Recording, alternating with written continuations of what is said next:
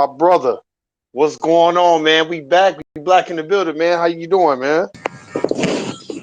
Yo, I am chilling, bro. You know what I'm saying? Taking it easy. Just getting off the plantation.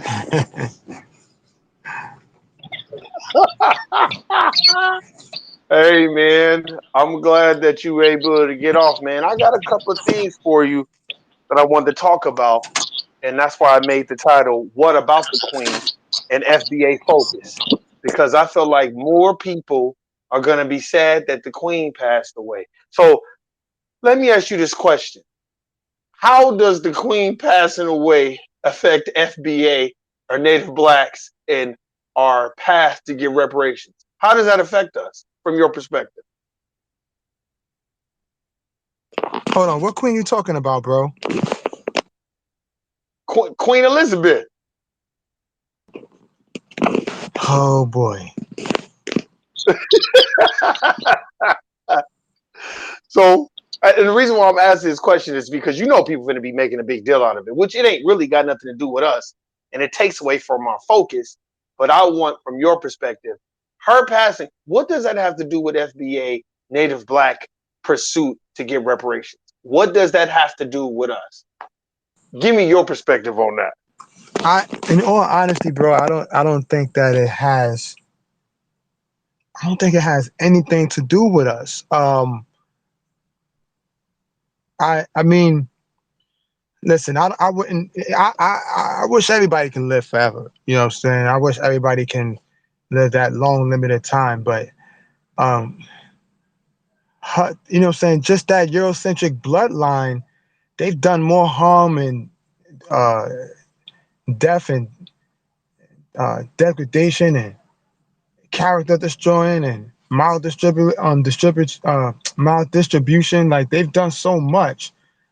It takes me back to like what you said in your podcast one time about, yo, listen, that's a white white problem. That got nothing to do with me. Although it's like it's messed up, man. It's like that. It's got nothing to do with my pursuit. So that's what I fall in right there. Like I don't see where um she never fought for reparations for black folks. She never she didn't put people in place to be able to get us closer to that goal. She comes from a bloodline in which I would never want to be mixed in, you know. And she is a hero to the white folks, man. She's not a hero to me now. I do understand now where you have a lot of black folks who, you know, they worship this lady like she was the Virgin Mary.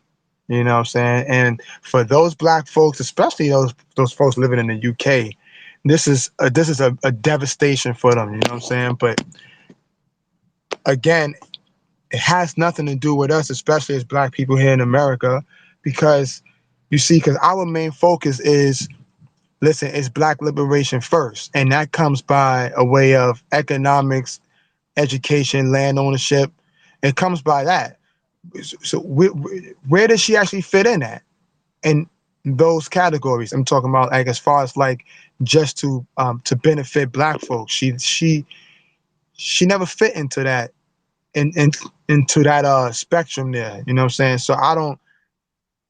To me, I I hear it and I'm like, okay, man, that's messed up. But we have queen mothers that passed away, and these white folks don't stop their day for that. Listen, we had Dr. Frances Cress Wilson. That's our queen mother. She's, you know, saying that's our queen of America. You know, when white supremacy and white supremacy heavy, they was using epigenetics to try to prove that black people here in America was inferior. When she flipped it on William Shockley, you know what I'm saying, who was had one of the greatest minds in the white population at the time. And I'm talking like, well, I think that's 70s, 80s. And she flipped it on him. And, you know what I'm saying, and basically destroyed that theory and prove that it's a theory with no facts. It's just it's nothing to be backed up in all essence. There's no proof behind it. So that's our queen mother, and she believed in reparations. She believed that this is what we need as black people. So in our pursuit of reparations, I don't see where she should play. I'm talking about Queen Elizabeth, where she should play any part. And again, I think that as black people here, we need to look at our queens, like Mary Lou Hamer, Ella Baker, and Claudette Colvin. We need to look at those people and say, these are our queens. And what about them? They FBA. You know what I'm saying? So what about them? And understand them and follow their works. Continue on their work. You know what I'm saying? That's what I think. That's what I think, brother.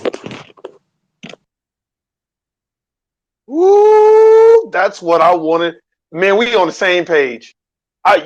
You couldn't see me. I was putting a laugh emoji, but man, you had me dying laughing. You said, "What does that have to?" Because the reason why I wanted to tie the two together and get your perspective is because let's fast forward. You know, people are going to be making this the new distraction. Oh, the queen, the poor queen. I have to go back to what you said just now, and I don't think you realize how poignant that was. She's done more harm than good. You have all this power to do things by establishing a system of justice. You're the queen. If we go do deep diving into the power structure and the infrastructure, a lot of things report to her. And she did not, by any means necessary, try to restore order and replace the system of racism, white supremacy, and establish a system of justice. So, yeah, we don't like to see people lose their life. That's one. But two, you're definitely right. We have queen mothers that is in United States of America who has passed on and joined their ancestors. And I don't see the dominant society crying and feeling like, oh my God, what are we going to do? So that's why I wanted to ask you that question, because what you said was so poignant. Here's another question I want to ask. Why is it, I'm going to hit you with it. Why is it in our community, Dr. Frances Cress Welsing, when she joins the ancestors, there's no nationwide mourning about Dr. Frances Cress Welsing or Layla Africa or anything. But when it comes to the queen, who's done more harm than good to black folk in the United States of America, why is it our queen mothers don't get the same respect and honor that this lady does? We don't even know this lady. This lady, and I'm talking about Queen Elizabeth, this lady has not done or put any type of law or anything in place to help benefit black folk. So why is that? Why is it she's held in such high regards, but the people who have laid down the foundation for us are just forgotten? Because we was conditioned to worship the white woman as the goddess. That's why. You know what I'm saying? I don't know what other way to say that. And we were also, taught to devalue our own women. So, you know, when a so-called white queen, when these European queens come along, you know, um, we're looking at them again like they're the Virgin Mary. This is what we've been conditioned to do. You know what I'm saying? They've allowed our women to go basically, let's say we take it back to slavery, to the times of slavery, right? Where they didn't even allow our women to wash and bathe themselves. I mean, we know women go on a cycle every 30 days. Even on those every 30 days, monthly, they wouldn't allow women to wash. Black women want to keep themselves clean. This is how just the nature of the black woman. They like to keep themselves clean. They want to stay freshed up. They didn't allow them to do anything with their hair. They allowed them to be presented as this person that is, that's dingy, doesn't bathe, smells, obviously, because you can't take a bath. They won't allow you to take baths. You're sweating all day.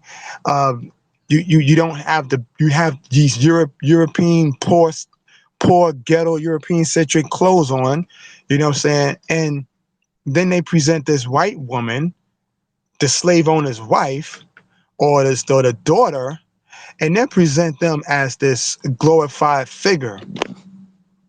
You know what I'm saying? This figure that it personifies what beauty is supposed to be. Not only beauty, but knowledge as well.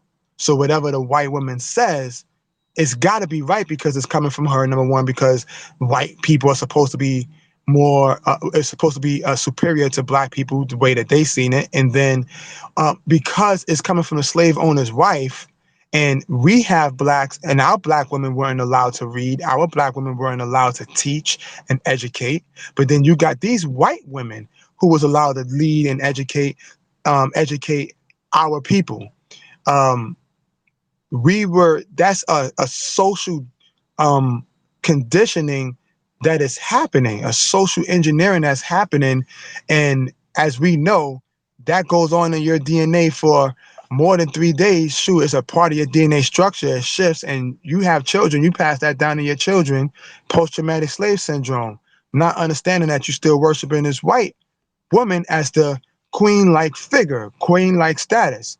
And so when we see someone like a Dr. Frances Cress Welsing, she come along with the proof, the evidence. She comes along with knowledge. She comes along with testimony, experience, and we are quick to question her work because, again, we were taught that if it don't come and conditioned that if it don't come from the white woman's mouth, then it ain't real facts.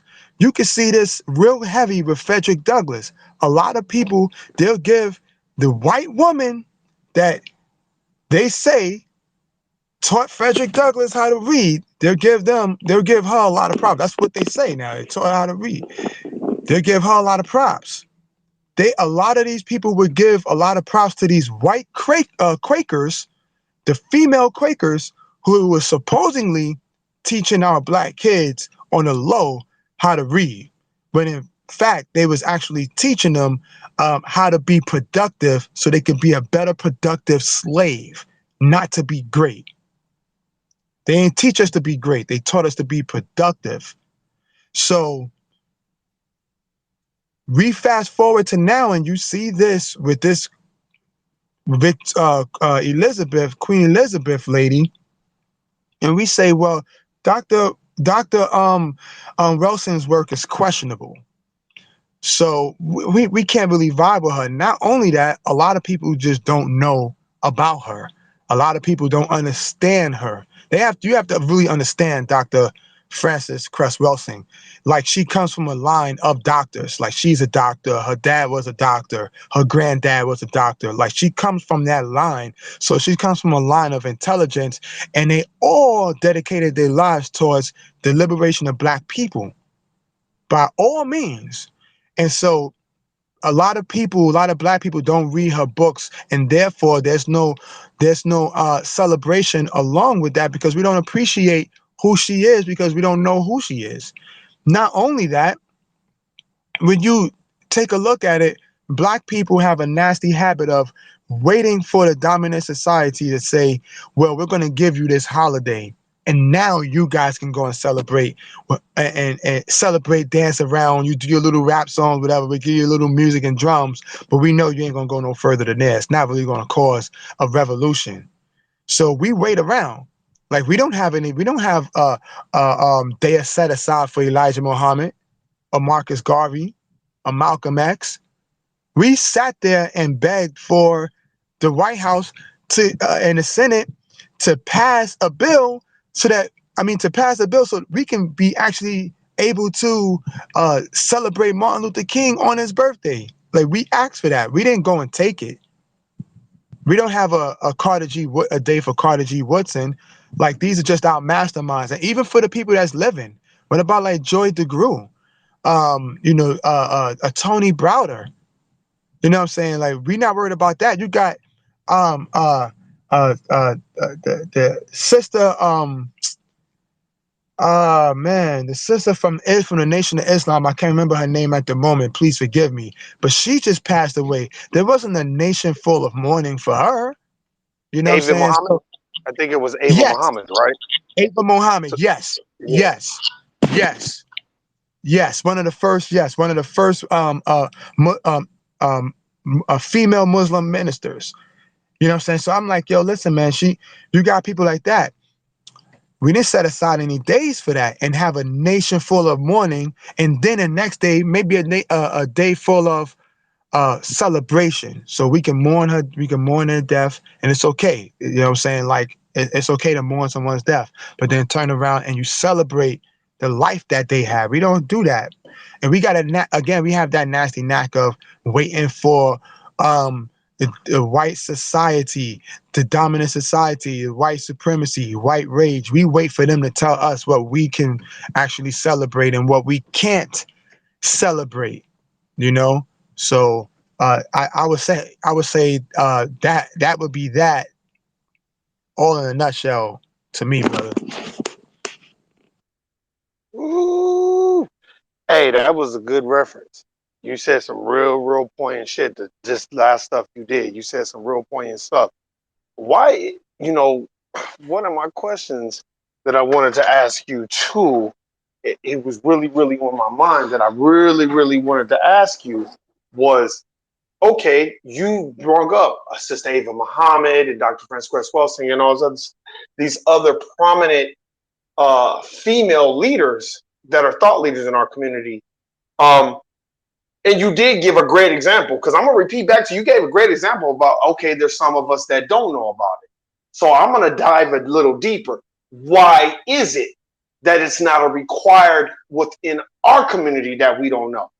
It should be do you think you should be shunned upon, and it should be like shameful for you to not know who Dr. Frances Cress Welsing is, and Dr. Jordan Grew, and Sister Ava Muhammad, and all these prominent educators that we have that have, you don't have to believe in the religious aspect, but the education. Do you feel like it should be required amongst our community?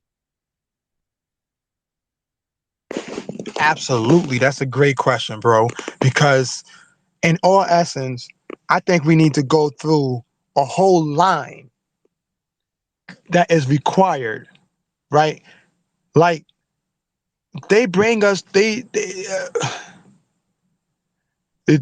the school system now, they walk us through so-called U.S. history. The first thing they start off with is the Industrial Revolution, and then Reconstruction. They walk us through, but they never give us the whole side of it. They never give us Black construction, the Black Industrial Revolution. They never give us, and then they give us the Civil War, but they never tell us why. They give us our history. We take it and we run with that history. We really believe that the amendments was really put in place to help us succeed and get better. And if we just follow those amendments and call them out when there's some injustice, then we'll be okay. When it's never going to happen that way, you know what I'm saying? So I think that in every subject, yes, there should be required. It should be in our books. I mean, in our bookshelves at home. Dr. Ben, Dr. Dr. John Henry Clark, when you talk about, I guess, the Africa and the Africa resistance, and then the African American resistance here, you got to read those fellas. When you talk about um, Black psychology, you got to have Dr. Frances Cress Welsing, and you got to have Dr. Amos Wilson. It's no other way. When you want to talk about math, and we gotta talk about Benjamin not Benjamin Ben, Lewis Latimer. We gotta talk about Granville T. Woods. If you want to talk politics, you gotta have you gotta have a book on Mary Lou Hamer. If you want to talk business, then you need to have all of the Black Wall Streets that didn't happen in America. When you want to talk about the native born Americans here, you have to have all of the books that Dr. Claude Anderson has written. You got to have them all in your library. If we don't have them, we got to make it known that if we don't have these things and many more, you want to talk about art, you got to talk about, you got to have Tony Browder's book. It's got to be a shame. We got to let black folks know that it is a disgrace to your own race if you haven't read some of these folks that I just named, and it's hundreds of more. That's just some of them that I just named. You know what I'm saying? Like, it is a complete disgrace to your own race, and it should be required. By the time you are 5, everybody should know who Dr. Claude Anderson is. You may not, your child may not be able to explain everything and get everything across, but they should know who Boyce Watkins is and Dr. Claude Anderson is. If you want to talk about spirituality, then you have to know who Dr. Vicky Dillard is now. Currently, she's alive, so you have to know who she is. We have to make it. Yes, I agree. We have to make it where it is a shame if you haven't done so and you can't even join in the conversation. You can't be a part of any type of conversation, no type of complaints if you haven't read those. It's real similar, Warren G. If you know, we're both into sports, but you're more of a basketball expert. I just watch basketball occasionally. I don't really have a team, but you have a team. You know the history of it, everything. So when you go into this barbershop, me and you in the barbershop, and we begin to start talking about basketball and these teams and all of that, you should be able to talk, but I have to remain silent because really, in all reality, I'm just an occasional fan. I watch it whenever it's convenient for me. But you actually put your heart and tears into it. You have the knowledge. You can do the knowledge behind it. So you could take on any argument, any debate. You can break the facts down to anyone. I don't play a part in that. We got to make that same initiative for Black history, for our people here that then put forth the history for us to remember. Because we already do it. Like I said, what I just named, that was just me and you. But people already do it in the barbershops, Ron G. They go in the barbershops, nobody knows anyone. But they all got one thing in common. They can all talk sports. They all can talk about LeBron James, who would never do anything and would ever do anything for the Black community. I'm talking about strictly the Black community, not people of color. And would never proclaim a Dr. Joy DeGruy book to be referred to and to be read. Would never do that. But we go into that area, into that space, and we begin to start a conversation with folks we don't even know. And we begin to have a soft debate, an argument with folks we don't even know about who's better between LeBron James and KD and Michael Jordan and LeBron James, and we do this. And then you have other people on the sideline that would gather in. Why? Because we've been conditioned to believe that, this entertainment is much more important and much more of value than our history is, than our books. That our ancestors basically went and did research, brought it back to us because they understood that not every Black here is going to be able to have a chance to go overseas and see what they seen and experience what they experienced, or just travel the country and dig up the records of people, all these inventions whose patents were stolen by their slave owners or just by white folks in general because we couldn't patent our own ideas because of segregation. You know what I'm saying? So my thing is of course we got to make it a shameful thing. We got to get outside of that comfortable space. Again, I named the barbershop situation because we feel comfortable talking about that because that's all we know. Sports, music, and dance. You know what I'm saying? So it's like, it is a part of our culture, so I get it. But that's what we stop it there. We got to go beyond further. And not only that, we need to have patience with the brothers and sisters who don't know, but they're willing to understand and learn about them. My nephew, he said he started talking. As a matter of fact, I did a podcast with him. I interviewed him, and on school and education. He was telling me that he just think black people are brainwashed, and he began to break down like how he felt about school, but he couldn't really get it out. He was kind of afraid to say, white people, because it's like he went to an all-white school, so he felt really uncomfortable. I said, you can say that around me. That's white. You know what I'm saying? That's what they are. They white, right? Europeans, right? So, and he began to break it down, and he began to say that he believed that the school is just a system that they send black people through, and by the time you're done, you're brainwashed. By the time you're done, you're 100% brainwashed. So I asked him, man, I said, you ever heard of Tom Burrell? He said, nah, man. I said, yo, listen, there's a book called Brainwashed by Tom Burrell. You know what I'm saying? And he's an image consultant.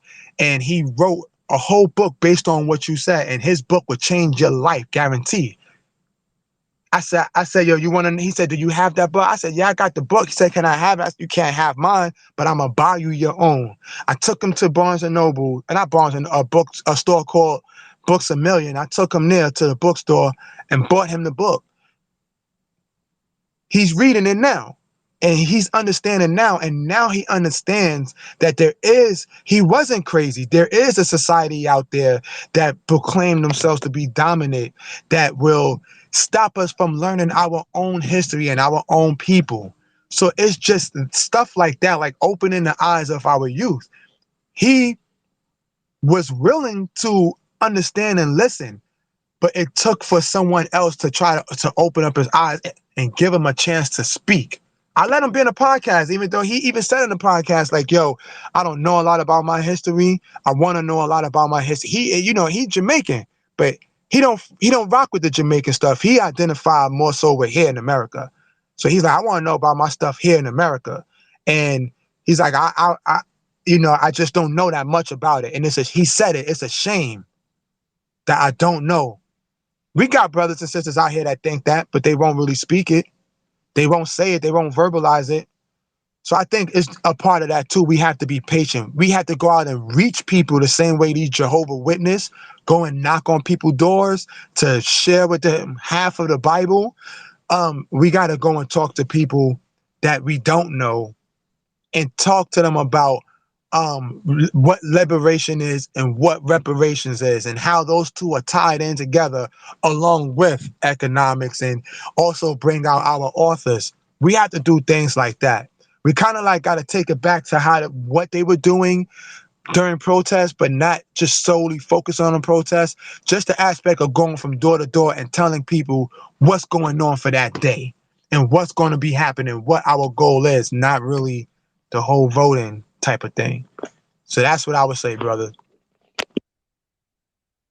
Now you can't just drop that and drop that hot science that you just dropped. You said a lot of poignant things.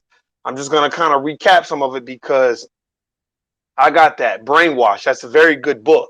I thought I didn't have it, and I had the book. I remember you spoke about that on several spaces or podcasts that we had talked about, and the reviews are good. It's a very, very good book. And my question is to you, before I get to that question, it is sad. You hit some. I'm sorry, I got to speak on it. You hit something that I totally agree with, and I'm embarrassed for sometimes. We will sit and argue each other down about LeBron and Jordan and all this other stuff, but nobody will sit down and talk about, well, what do you think about Dr. Francis Cress Welsing's theory? Okay, well, I think Neely Fuller Jr. and Dr.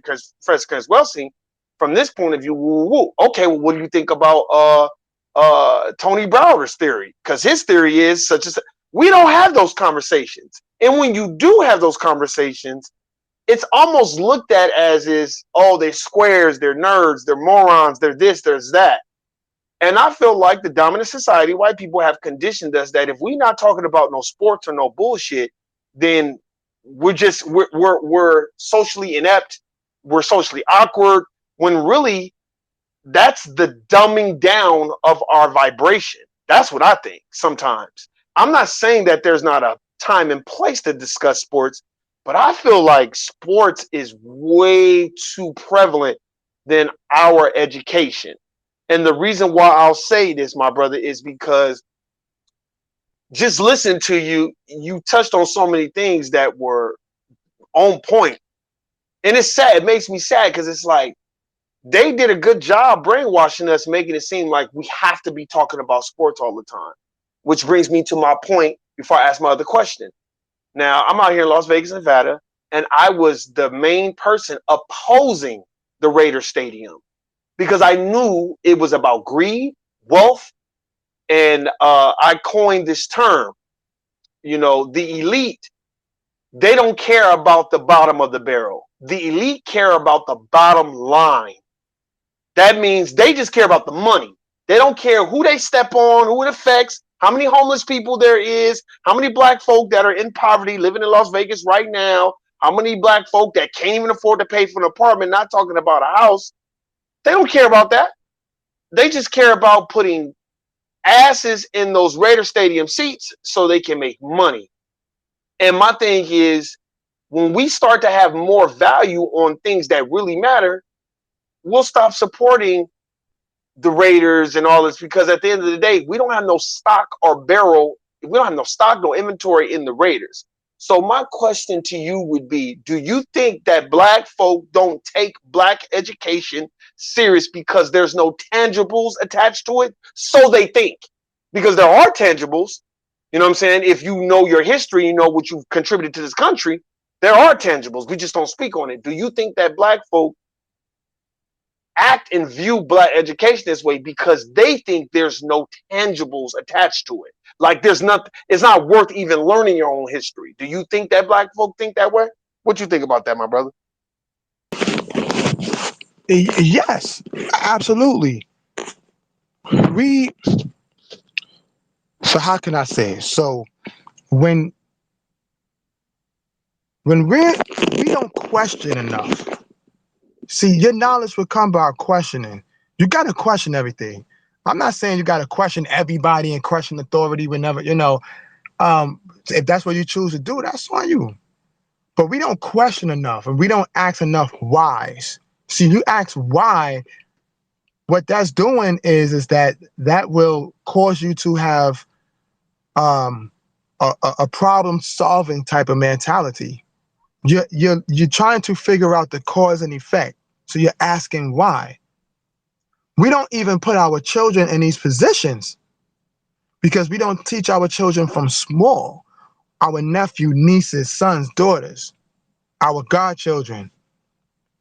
I'm talking about the folks who actually know their history, who understands this society and how it's stacked against us. A lot of us don't do enough with our family, with our younger folks, because they're going to become older. So we don't do enough with them and taking them on trips. Like it's not enough to just read. Like it's reading is phenomenal. Like it's great.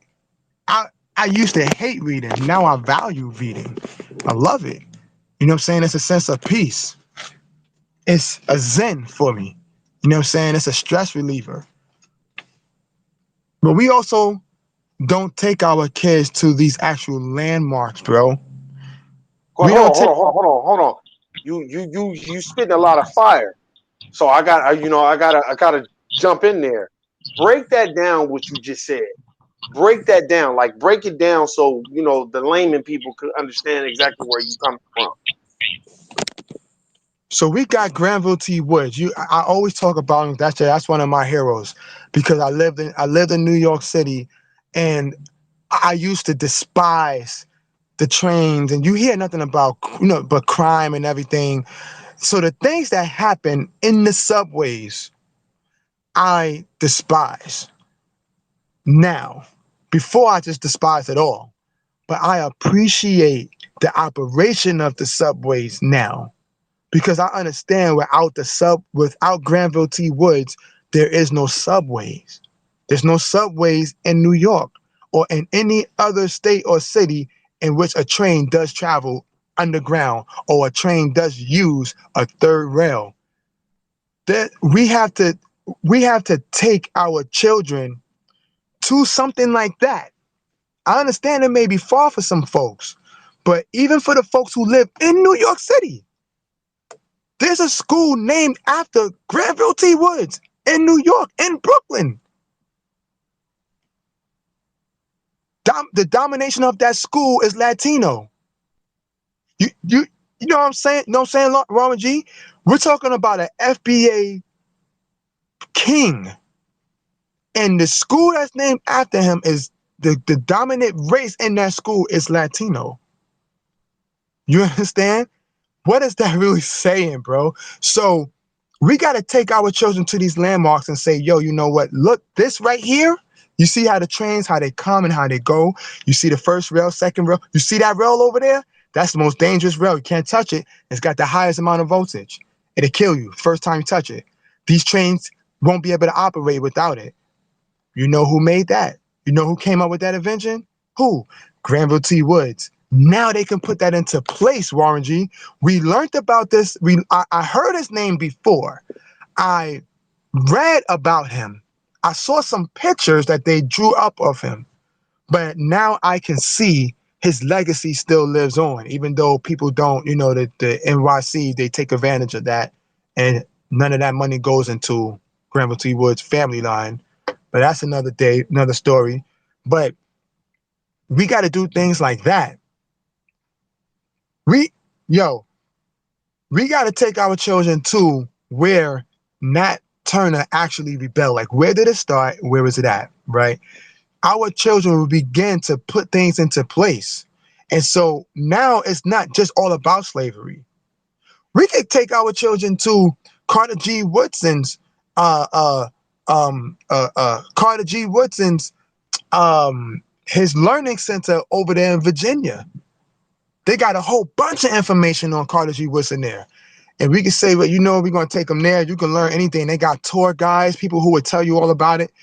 And every now and then they'll have a special scholar come in and give orientation about Carter G. Woodson. So we got all sorts of these different things and that we don't tap into. Instead, what we take our children to, the Civil Rights Museum. I mean, I'm not knocking it, bro, but I mean, they're just gonna learn Martin Luther King and I Had a Dream, but they're not gonna tell you about the later part of Martin Luther King. You know, we should take our children to actually view the Muslim mosque that Malcolm X actually helped open and establish. Take them there, say, and even if it's not there anymore, they may have moved. Take them. We got streets and stuff like that named after Malcolm X, all in New York City. But when you come down to the South, they ain't naming no street after no Malcolm X. He's too radical for them.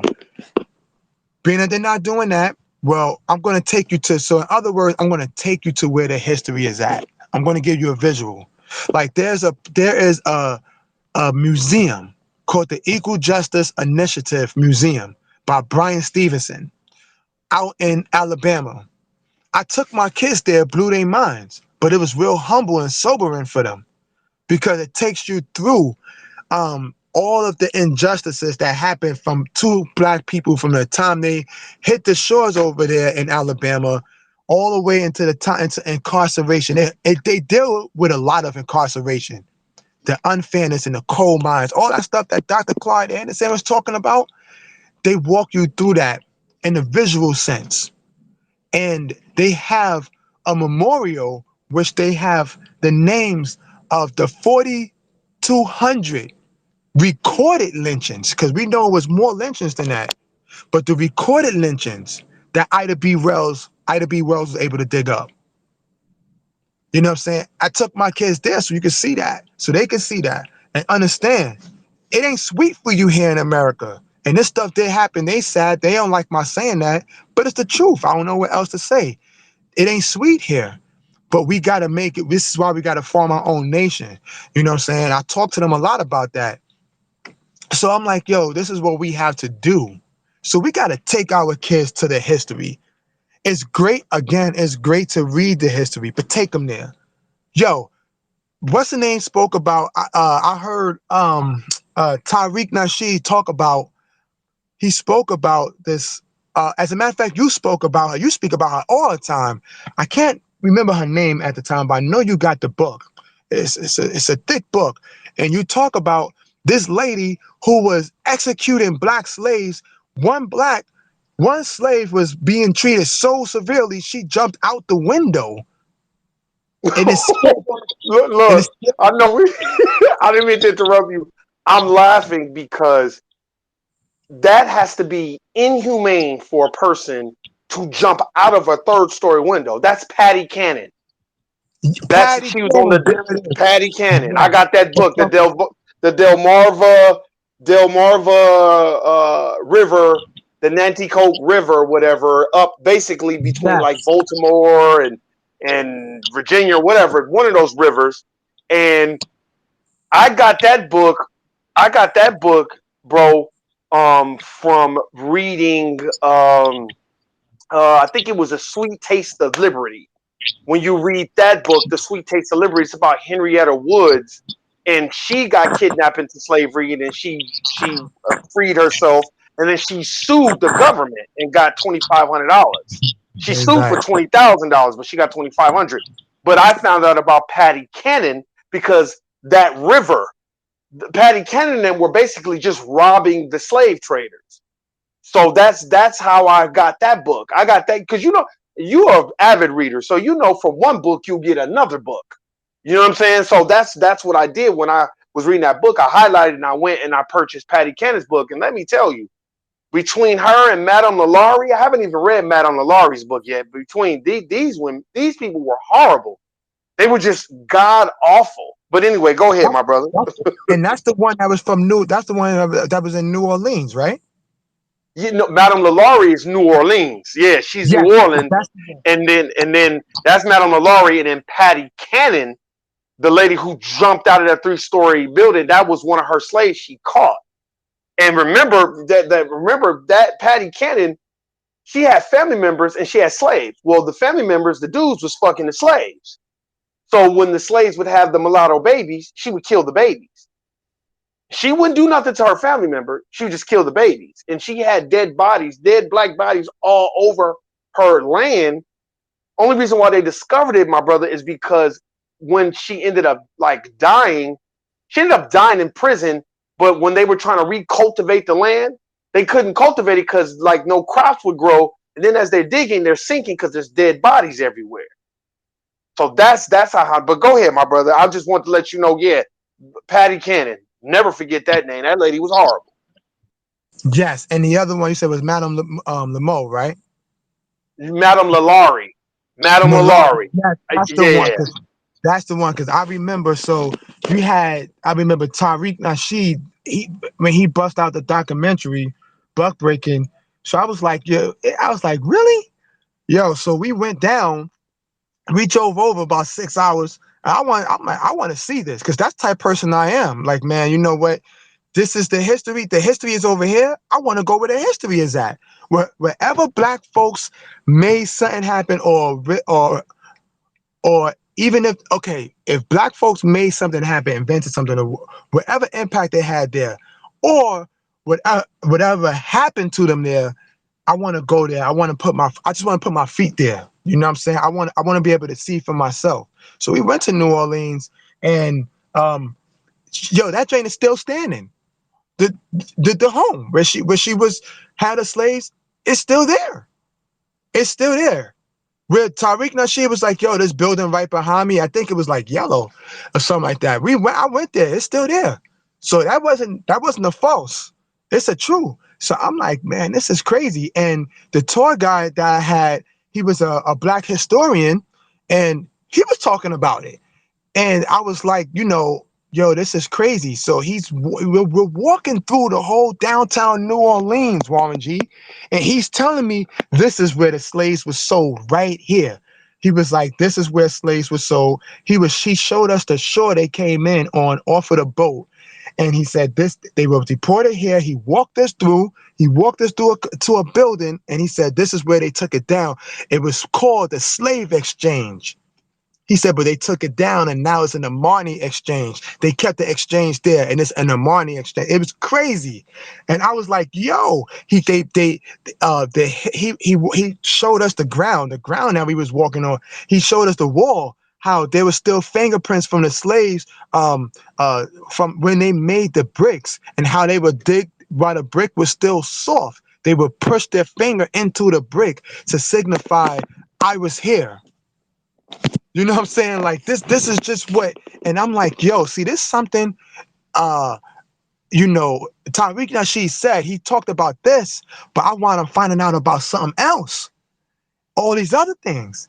And he talked about the resilience and how it was a resistance down there in New Orleans that people don't talk about, that you don't learn about, and how they was resisting. You know what I'm saying? And how they was resisting before the Louisiana Purchase and all of that. When they were so-called, and when the French was ruling and all of that, and how they were so-called saying it was, at one point it was supposed to be no slavery there, but it still was. But and then at a certain point it was slavery there when it was all that other stuff. He walked us through it, and I was able to touch it. You know what I'm saying? And that changed my perspective on New Orleans. You know what I'm saying? And now at that point, I began to look around and I'm seeing all these stores to my left, to my right, to my rear, and in front of me. They all owned by white people there. They got voodoo that they practice there. They don't practice the real form of voodoo or voodoo. They don't. But this is where the importance of knowing your history and going to the landmarks yourself comes into play, because you begin to see where these people took in your folks' history and they watered it down to a version in which they can operate in. White people can't operate in a real form of voodoo. It'll destroy them. They have to water it down.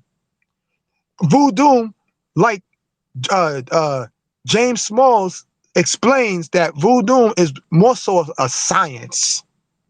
It's more so of a science. It's not so much of you got skulls and we drinking blood and we have offerings. We're gonna kill our children. Like black people don't do this. We value our family, but if you don't know your history, if you don't even understand it, even just understanding it, then you're falling to the okie doke. I was one of those that fell into the okie doke. I used to think voodoo was a form of evil, that it was devilish. I thought it was pagan worship. That's what I was conditioned to believe. But now I see, I didn't just take James Smalls for his word. I went and read about it and said, oh yeah, it really is. And this is what they used in the Haitian Revolution. It's like, that's why, right? They use this. It wasn't the only thing, but they use this as a part. Now, it does have a big form of spirituality to it. But what I'm saying is that it has science, not Scientology, but science, the understanding of life. That's what science is. So the understanding of life, the life circles, and how things operate, how to poison people, what to use and how not to use it, how to use marijuana without getting high, things like that. You know what I'm saying? Like, this is just what they was able to do and pull off. This is why I say we need to take our children to the landmarks, to those historic landmarks, so they can touch it, feel it, put their feet on the ground. You know what I'm saying? And that it may not mean nothing to them then, but it'll manifest later on, because they'll begin to start understanding you. But we got to do it more than once, so that it becomes a routine to them. And every time they go there, they're learning something new. You know what I'm saying? And mass incarceration, they walk us through that. How they was, and what Douglas Blackman was talking about, that's all up in the EJI. And they had the EJI up before Douglas Blackman wrote the book, A Slave by Another Name. They had that all up in the EJI. All up. It's all on the walls and everything. They got the history there, the coal mine, they got pictures, they got the names of the folks who died or whatever. He just got a couple of names in the books of the folks who died. They got hundreds of names of the folks who died in the coal mine. You know what I'm saying? So I'm not knocking him. I'm grateful he wrote the book or whatever, but that's just what it comes down to, RMG. So I say, take our children to these landmarks. Take them to it. Let them see the steam engine and say, your ancestors made that steam engine. Like, we was able to put refrigerators, and we made the refrigerators. We need to talk more about our inventions too, Warren G. I think we need to talk a little less about slavery and talk more about our inventions that our black folks did here. I think our children, we can talk about the slavery, we could talk about the civil rights and injustice, but I think we got to end it off with the inventions. I think our children will walk away feeling proud. I think the community walks away empowered, and they say, well, if they did that, I can do it. Because you have a sense of pride knowing that, yo, you a guest on my land. That's the way we'll look at it. Hence the Fat Joe type of thing. You know what I'm saying? So I'll land it there.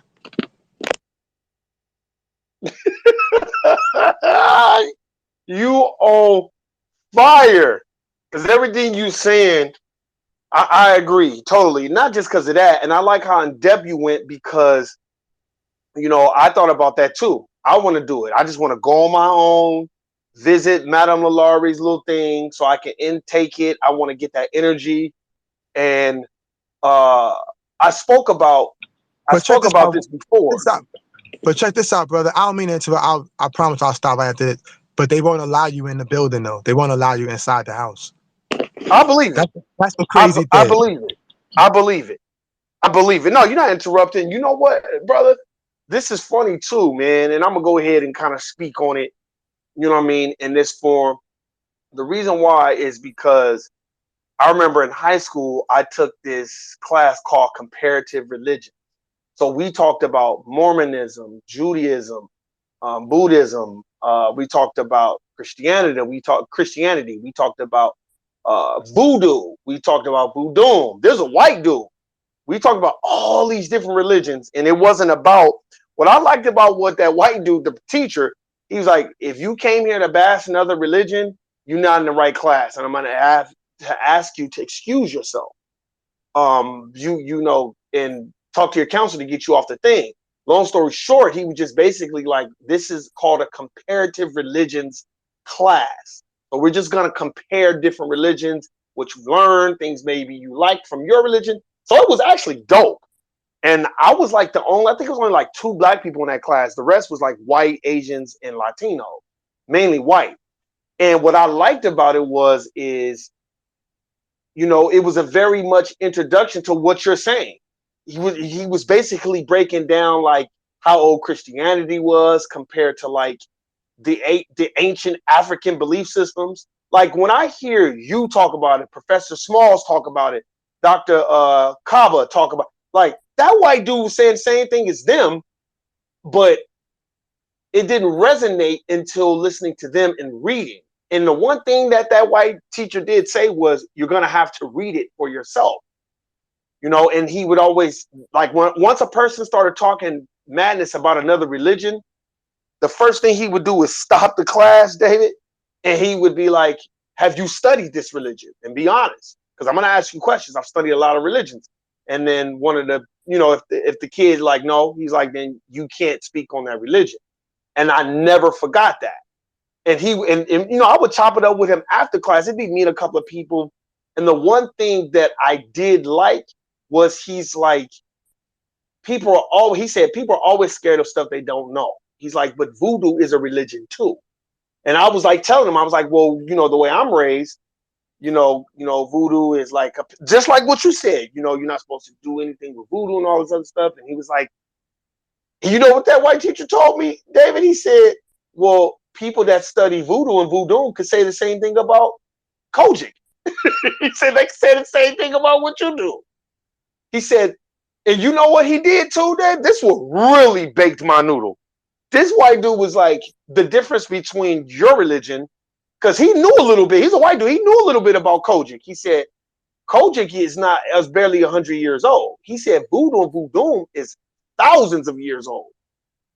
He said, so when you hear people say that about that religion, that's where you need to start. They can't compare a religion that's 100 years old to a religion that's 1,000 years old. He was like, and you have to understand that, but you're going to have to do the reading for yourself. He kept saying that. You got to do the reading for yourself. And with that being said, that's why I started looking at voodoo books and voodoo books and stuff like that. And it's so funny Because remember I said it on numerous podcasts, you know, this white dude that was he was in a math class, I think it was geometry or one of these classes, and he basically had these other kids scared.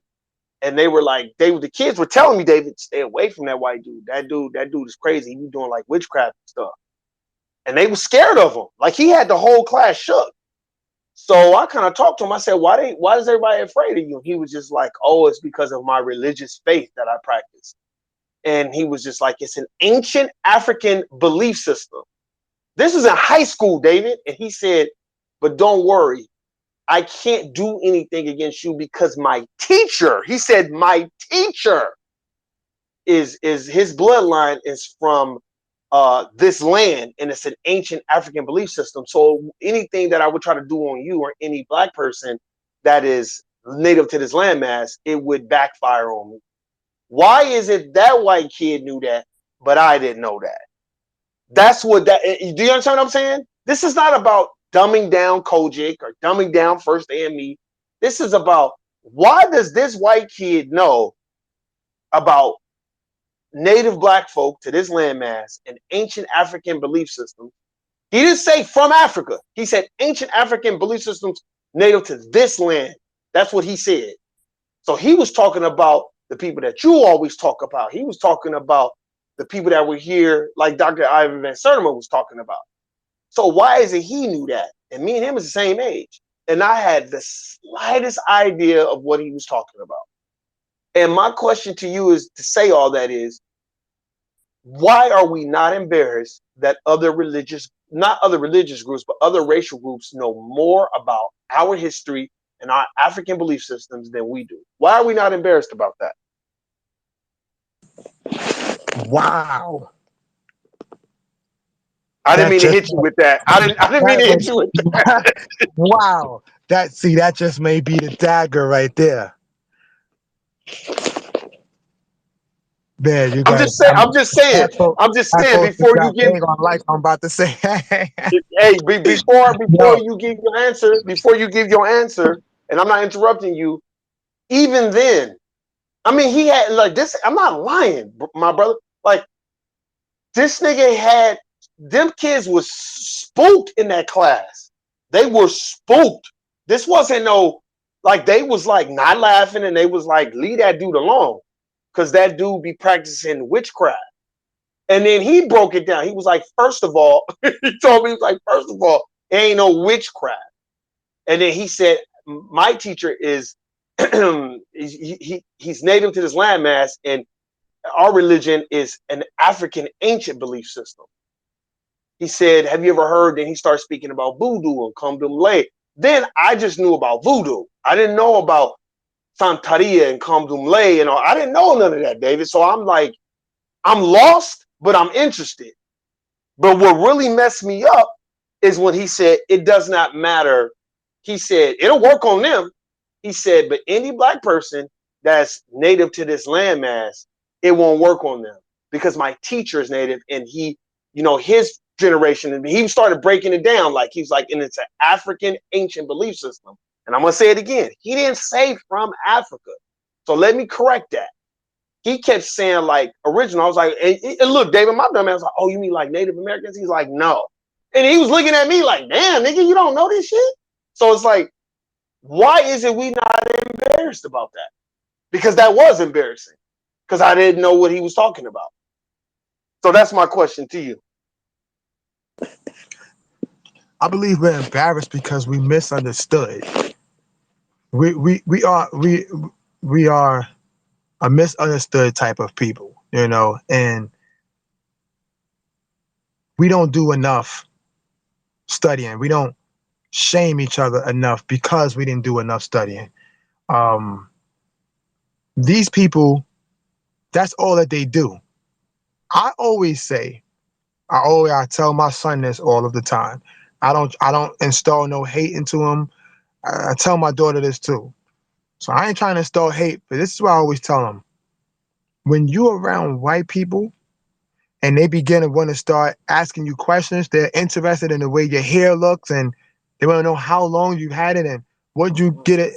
What did you put in it for it to be that type of style? How much did you pay? Are there any other? I tell them, man, you keep your answers short. Don't give them too much, because we don't want to give these people a reason to study us. That's why they ask these questions. We think, oh, that man, that's a cool white dude, man. He just, what I'm saying? And we get caught up with the notion they just like us, man. He's real cool. And when they're studying and asking these questions so they can study us, copy us, try to replicate what we do, and down through their generate, they water it down. And then it becomes so watered down to where it's basically a joke. You can look at the Native Americans for that matter. You know what I'm saying? These people, when not even the Europeans, before anybody heard of a European, when those Asians came over to the Americas and mixed here with our black folks, they didn't speak the same language, but they had some interpreters there. It wasn't like black folks living in cages or living in the caves. They had interpreters there. They had civilized people here. Um, Translation. You know what I'm saying? The next thing you know, they began to start blending in with our culture because we feel like these folks are just like us, right? Like they're cool. Not only that, I mean, they don't mean any harm, but then these are the folks later on down through the line who will call themselves the Native Americans. You know, they believed a lie, and they didn't even come up with that. Someone told them that you're native to this land. That someone told their offsprings, I'm sorry, someone told their offsprings you're native to this land. But then again, it's like you were never native to this land because you came over from somewhere else. You know what I'm saying? So you we cannot give these people too much information. Black people, we give them too much information. Um, Even for our culture, because that's what they latch on to the most. They read about us. They know it. They know. They don't know all of our history. A lot of white folks really don't know too much of our history. They really believe in the U.S. Constitution, and that's the Bible to them. You know what I'm saying? But as black folks here, we understand that the Constitution was not created to benefit us. Everything there was made to keep us oppressed. You know what I'm saying? So we had to overcome all of these constitutions. We have to overcome each and every one. We got to outthink it. We got to beat them, play the game and beat them at their own game. Again, we have to minimize our amount of answers, and we got to do what Neely Fuller says: turn that around and start asking them the questions. Like, we control the conversation. You don't allow them to do that. Um, if you allow that, they're going to end up knowing more about you. And when they know more about you, now they can play both ends of the spectrum. They know their history. They know that they come from a cannibalistic type of DNA. And they know that they come from an icebox. They know, as black folks, we come from the sun. You know what I'm saying? So we are the sun people. They know they come from a me attitude. We come from a all of us type of attitude or mentality. So they want to be around that. They want to attach themselves to it and say, we want to be a part of this, but they don't want to just be a part of it. They want to steal it. And again, when they steal it, they can play both ends. They know theirs, they know ours. And now they can hold the power, which is knowledge. They can hold the power against our offspring and tell our offspring that you have no history, that you have nothing to go back to. You have no land. You came for nothing. You know what I'm saying? And so we can easily become embarrassed about that because we're looking at it from a perspective of, Dad, he's not even my skin color. We know it's only one human race. Okay, whatever.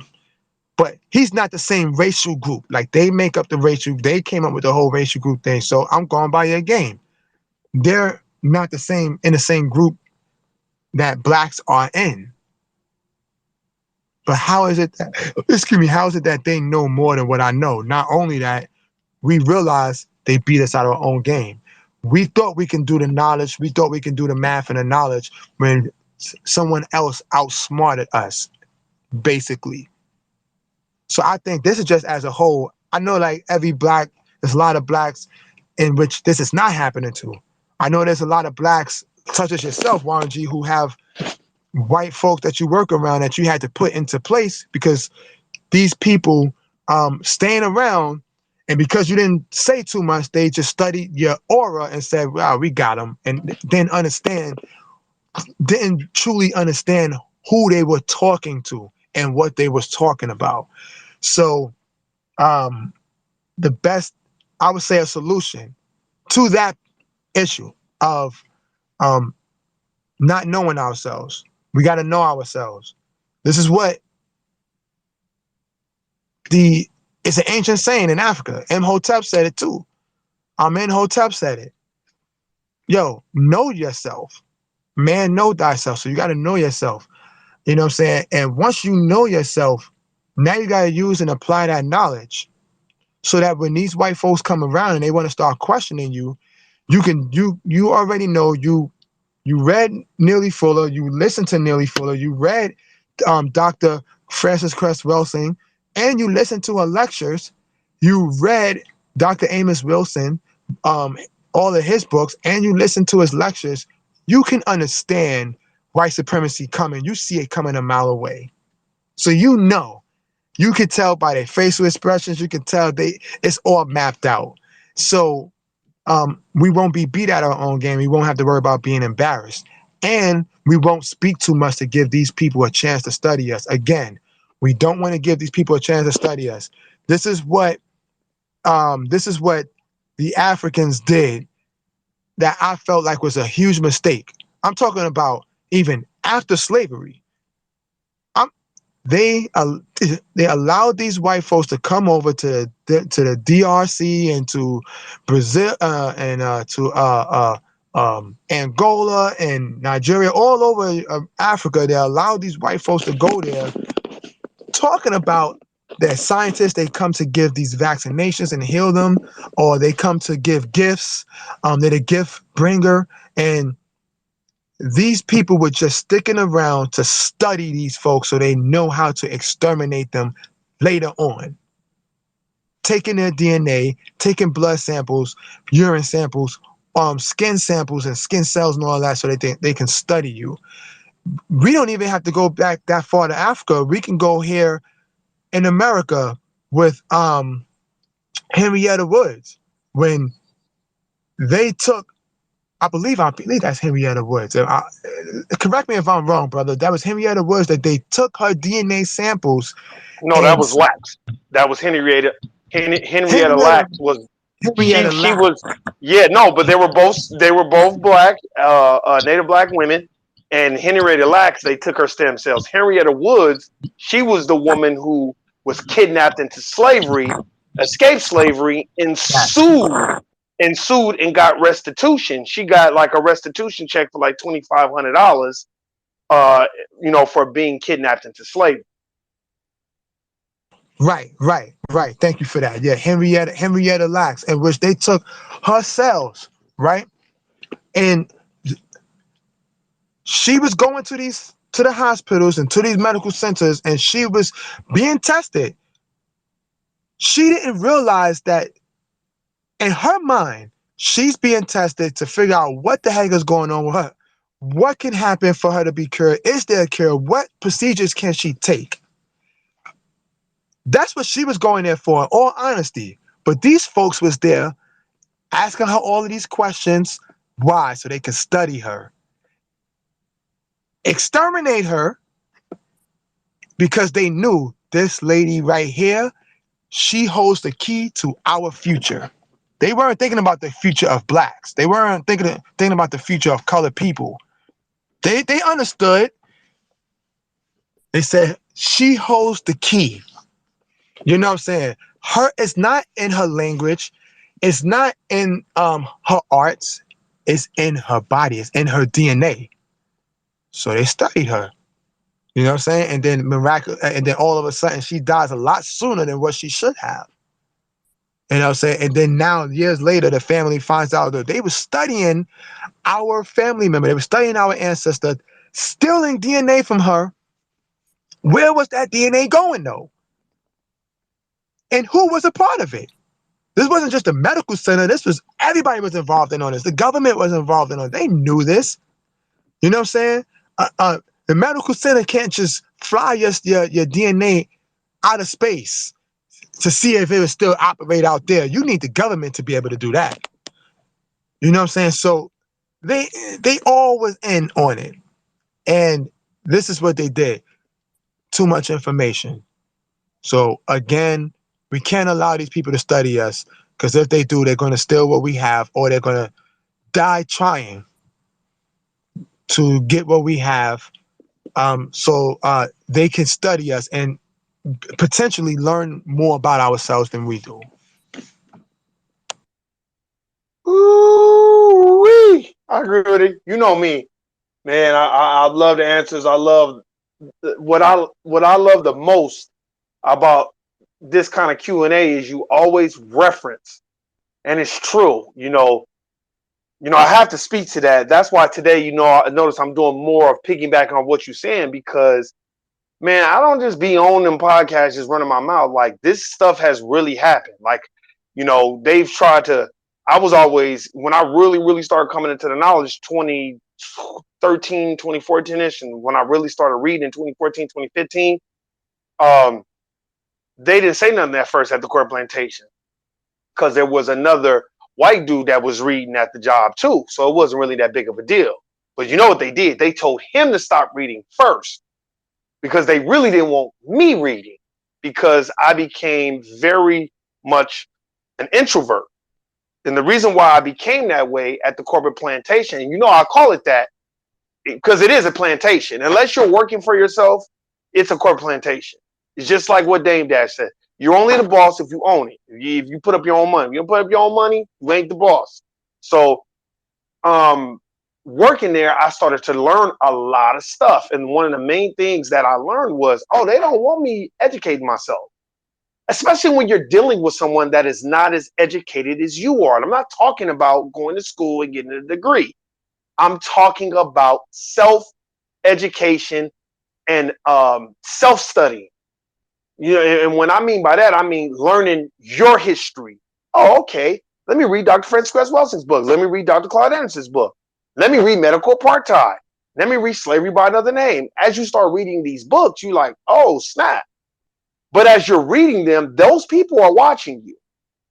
And the one thing that I noticed was they did not like that I never would elaborate on the books I was reading. Some books, like Slavery by Another Name, you already know what that book is about. But then there's books like the ISIS Papers, Keys to Color. Now, when I'm taking this book to the job and reading, they don't know what that book is about. So it's not as intriguing to the dominant society. But then when you come with a medical apartheid, most people just Googling and they know what it is. Now it's the questions. And then when you one word answer them, they're even more bothered. And when you're more introverted, they're even more bothered. Why are you saying that, Warren G? Let me tell you why I'm saying that, David. I'm saying that is because the dominant society. Here's the thing. We have to understand, just because you have friends from other racial groups and you cool with them, stop placing that responsibility on another racial group to fight for us. That's what I get tired of. I don't do that. After reading Black Labor, White Wealth from Dr. Claude Anderson, after reading that book, I'm like, dang, he right. Like, nigga, we on our own. So why we, like, I don't take that as a slight when other racial groups don't stand up for me at the court plantation. It's our job to stand up for each other, not them. So once I started to kind of learn what it is, and after I read Dr. Claude Anderson's Black Labor, White Wealth, I'm like, okay, I'm just going to be introverted, and I'm going to come in, do my shit, and I'm going. Now, other dominant society people that have taken a liking to Warren G, what you think they doing, David? They coming to me saying, hey, bro, these motherfuckers is on some type of investigation to ask why you ain't talking to people. See, because there are those people from other racial groups that respect the real you. They don't be, David, this is true, David. They do not be respecting that Sambo coon telling about the gun line. Hayward Shepherd, Stephen from Django, they don't like that. So they kind of make fun of that. But if you stand on your purpose and you don't back down, a lot of these other racial groups have a different type of respect for you because they know, okay, damn, this dude is not playing. So I had other racial groups come to me and pull me to the side and say, look, these people are basically asking questions about why you're not talking and why you're not saying this, why you're not saying that. And I'm just telling you, Warren, man, just look out, man, because these people, they might say something about you reading. I'm just letting you know. And I would laugh at it because I learned that me being invested in me and my studies and where I come from, David, that got more respect from other racial groups than me sitting around here trying to be their entertainment. Like that really changed my whole perspective. Once you stop becoming the entertainment, you're gonna see who really respects you and who don't. Because the people, in my personal opinion, David, the people that really, other racial groups that really respect us, they respect the people like Dr. Claude Anderson that stand on their square. They don't respect the people that are docile and decadent and want to play both sides. And I get it when you have the corporation, if you're trying to move up. But I'm telling you, everything that you saying right now, David, man, that shit is 100% a fact. And I know from working at the corporation, that's why I'm trying to gather my thoughts because I'm really considering writing a book about my experience at the corporate plantation.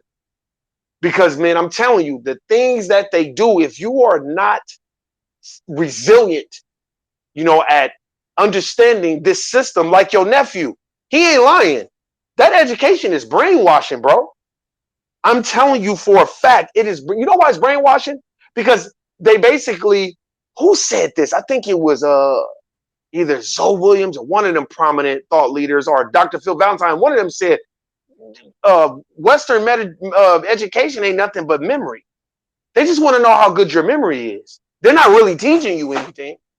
They're just That was keeping Dr. you at that was a. Dr. Phil Valentine. That was Dr. Phil. Okay, thank you. Then that was Dr. Phil Valentine, right? He was like, they just teaching you good memory. Man, when he said that the first time, David, it flew over my head because I'm like, good memory. But then I had to start thinking about it like, dang, he right. Because when you go to a traditional school, right? When you go to a traditional school, 4-year university, you go there. It's basically memory. They give you shit to learn. You memorize it. And if you memorize it good enough, you pass the test, you get your degree. But they're not teaching you nothing like life skills, like creating another stream of revenue, which brings me to my most important point, because I'm not just babbling on here and I'm going to land my plane. My brother, and I am going to speak about it. I really appreciate you doing that painting. And I was more upset because you should have had 2,000 views, 10,000 views. And you should have been this how I feel. You should have been like Warren G. I can't even get to your order right now because I got like 1,000 orders, bro. I'm gonna be paying all. That's what should happen. But we don't. I bet you if you were a dominant society, you would have had 10,000 views. But you are a native Black American or foundational Black American or an indigenous Black American, and you're just trying to mentor children and be a productive member of the Black society. And that's what I don't like, because we don't have that value. And the only reason why I know we don't have that value, because when we go on these corporate plantations, you should see how we act towards each other. We see each other as enemies, and all the other racial groups, they get their popcorn out and they watch. And I'll say this, and I'm gonna land the plane. I remember my one of my homeboys, man, was at the corporate plantation, and we were having a disagreement about something. And I noticed all the other racial groups just stood around and watched. So I just stopped arguing and disagreeing, and we never did that again. Because I'm not here to be the entertainment for other racial groups. That's just not who I am. And you're right. They did try me a lot of times and try to poke the bear and say little things, but I feel like we just have to have more self-control and learn how to respond and not react. And we have to learn the law of composure. We have to learn that. I don't know if that's a law, but I'm saying it's the law of composure. You know what I'm saying? Get upset and lose your composure around your people that you can confide in. But when you're around other racial groups, keep your composure. Don't let these people see you come all out the bag and do all that, because now they got you. Because I feel like the dominant society, and you've heard me say this before, David, you know you've heard me say this before. I feel like the dominant society lacks, they don't have the law of rhythm. When you read the Kabbalion, they don't possess that. It's not in their DNA. It's not in their melanin. That's why, like Dr. Claude Anderson said, we are a special people because we possess the law of rhythm, the law of cause and effect. We know about all that. You know what I'm saying? Why you think our music is better? I don't care. You can say it. I'll tell any white person, our music is way better than y'all. Look at the dude from Foo Fighters, that drummer that was in the drummer for Kurt Cobain. That song, Here We Now, Entertain Us, they got that from Sly and the Family Stone or something. They didn't make that up. They got the drum pattern there. The dude admitted it. We are the gods. So I feel like we have to, you always hear me say, restore the value in us. Because, man, I'm telling you, you like, man, Warren, why you going in on this? You know, I be talking about this on my podcast, man, because when you go to these core plantations, all you got is each other.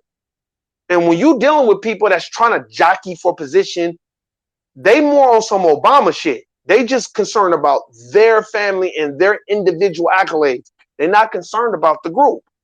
And that's the problem. And then they get into these positions and then they act like they don't know you. So it's like we have to understand this stuff, and everything that you're saying, people got to really listen, man, because you're not lying. This shit is not no lie. It ain't like you just woke up one morning and made it up. And that's why I get frustrated, because I see a lack of intrinsic value in us. And I'll say it one more time. This brother David made a dope painting. Once I saw it, I was mesmerized. I was like, whoa, I got to get that right away. Everybody should have been on that. That's how that we make our millionaires, bro. We supposed to be the ones making them. We so busy waiting around to see when the dominant society gonna choose us to be a millionaire. No, you have to go ahead and take that. And I feel like we can take it if we have value in ourselves, man. And my last and final question, man, to you is going to be this. Do you think that once we restore the intrinsic value and Black American culture, places like BET and all these places are not going to be so quick to have people like Fat Joe host the BET Awards? And I'm going to land my plane. Wow. So right. So the question was what again, brother? 'Cause that was I. I want to make sure I understand that one because No, the yeah. question is this. If we have more intrinsic value in American Black culture, like you said, taking us to go see Madame Lalaurie place, going to where Patty Cannon was killing slaves, and you could see it and feel the energy. If we started to restore that Black American, Native Black, FBA Black culture, do you think that places and networks like BET would be so easy, would be so convinced to be like, well, we'll just let Fat Joe do the BET Awards, just like we let Jennifer Lopez do the Motown tribute? Jennifer Lopez can't sing. You had Jennifer Hudson, you had Fantasia, you have all these great songstress, but you're gonna go get Jennifer Lopez? This is Motown. Motown didn't have no damn Puerto Ricans on their record label then. So do you feel like if we restore that intrinsic value in Black American culture, do you think those platforms like BET would be so quick to have Fat Joe host BET Awards? In all honesty, when it comes down to BET, yeah, I think they would still allow Fat Joe to host it because I think a channel or an app like the All Black app or the All Black channel, it's spelled ALLBLK. They spell it like that, All Black.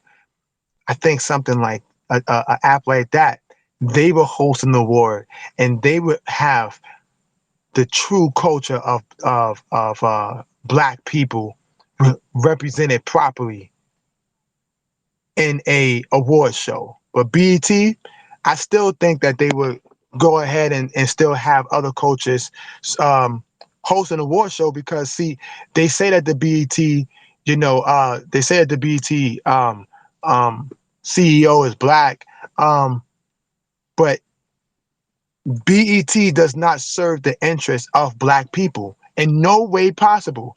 There's no way you could tell me that it does. Even without their awards, just look at BET itself. Look at the TV shows that come on and that come on through it. I know they got reruns like Martin and all that stuff, like, you know what I'm saying? But when you look at their TV shows, the reality shows, what interest does that serve? So in their shows, it's an embarrassment for black people. You have black women disgracing themselves. And when you disgrace yourself, you disgrace all black women. You representing us as a whole. Some people don't view themselves that way, but the fact of the matter is that we do. So you represent us all as a whole because other race groups watch this and they say, this is what black women are. This is what they look like. This is how they act. And in order for me to switch from being one race to the other to being a black person, if I can just copy their culture, I can do what Fat Joe said and call myself and say, I'm more blacker than you. That's what Fat Joe said. He don't know what these people are talking about. I would love to know. I wish I can interview Fat Joe. I want to know, what do you mean by these people? Who are these people you're talking about? That sounds that sounds more of KKK-ish right there. That sounds like William Shockley type language right there in vocabulary. These people. I don't know what these people are talking about. So, they don't carry our value. Again, they allow us to humiliate each other. And they notice they don't have on a regular rotation movies like The Birth of a Nation, like the real one, talking about with Nat Turner and all that, right? They don't have that on rerun there with the BET channel. Why not? That's one of the realest movies right there. And it gotta be because like the amount of money that it made, it wasn't high. You know what I'm saying? It was a low budget film, but the actors they had in there was phenomenal. The screenplay, everything stuck to the T.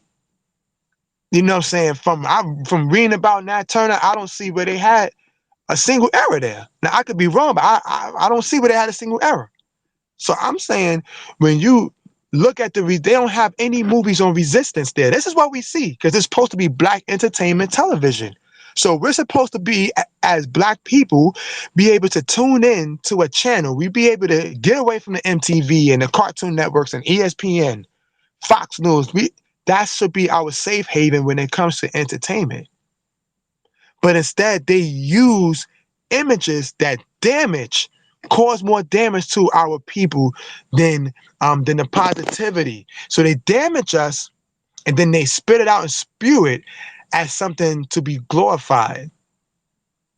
So they don't have an interest. And when they glorify it, our children pick this up, and our children say, this is the way to be black. Not understanding that being black is not just being darker or being light skinned, it's an experience. You have to experience being black. So someone like Fat Joe should not be able to host a BET Award because it's black entertainment. He doesn't know what it's like to be black. He only know people who are black. He's made records with people who are black. He don't put up any black flag. He throws up the Puerto Rican flag. He says he's Spanish when Spanish is a language. He says that's what he is. Fat Joe's just not well versed. Why would you give someone like that who cannot verbalize himself properly to host your home? So you're going to allow a guest into your home for Thanksgiving or for a dinner. I don't want to say Thanksgiving. So for a dinner, a gathering, and you allow you allow the visitor to host your birthday party? It doesn't make any sense. That's your home. So that's supposed to be the safe haven, and it's not. Again, they've had reality shows on there that has displayed our black men in a very negative light.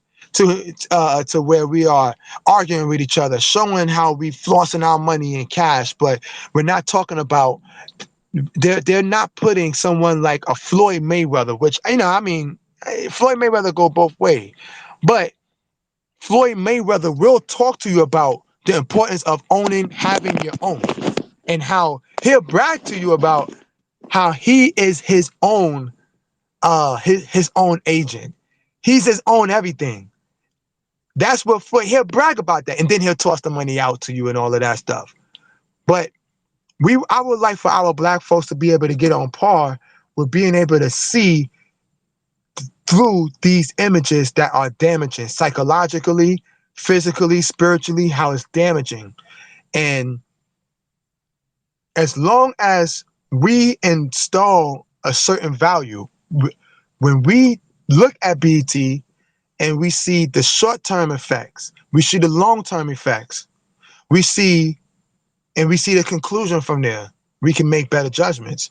We can see the short-term effect of watching black people display themselves in an inappropriate behavior, which is what Dr. Claude Anderson speaks about, and John Henry Clark talks about it a whole bunch. When we see these black people display themselves in an inappropriate behavior, we get the short-term effect, instant gratification. We laugh, it's funny, or we feel like we can relate.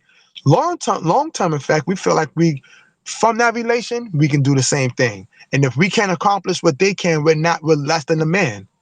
So they haven't really fully defined what a man is on these TV shows, on these award shows.